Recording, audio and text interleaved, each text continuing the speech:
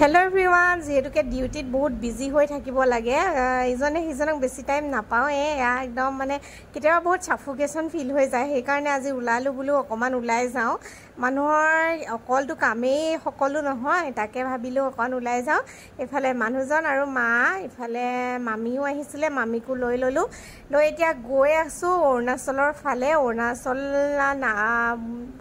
নাপাওঁগে আৰু তাৰ আগতে এখন ধুনিয়া ৰিজৰ্ট খুলিছে তাকে ভাবিছো তালৈ যাও আৰু কিবা এটা খাওঁগৈ আৰু ইয়াৰ ৰিজৰ্টখন আহি পালোহি চাওকচোন ৰিজৰ্টখন ভালে লাগিছে বাৰু এনেকে খুব ধুনিয়াকৈ সুইমিং পুল টাইপৰ ৰাখি দিছিলে আৰু বহুতে ইয়াতে গা ধুইও আছে আৰু মানে জেগাটো বহুত আছিল আপুনিলৈ যেনেকে মন যায় তেনেকে থাকিব পাৰে আৰু গৈ একদম ধুনিয়াকৈ অলপমান ফুৰিলো মেলিলো ফটো চটো উঠি ললো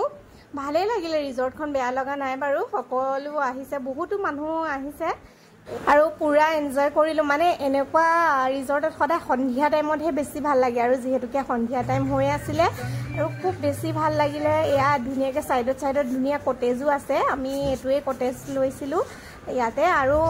প্ৰাইস লিষ্টটো ভালে আছিল ইমান বিশেষ নহয় ধুনিয়াকৈ আপোনালোকে এফৰ্ডেবল আৰু ৰিজৰ্টখন পুৰা সামাৰ ফ্ৰেন্ডলি মানে ধুনিয়াকৈ ইয়াতে আপোনালোক যদি সুইমিং পুলত ভাবিছে আপা ধুবলে যাওঁ বুলি একদম ধুনিয়াকৈ চাব পাৰিব আৰু মোৰ ভিডিঅ'টো কেনেকুৱা লাগিলে যদি ভাল লাগিলে নিশ্চয় কমেণ্ট কৰি জনাব আজিলৈ বাই বাই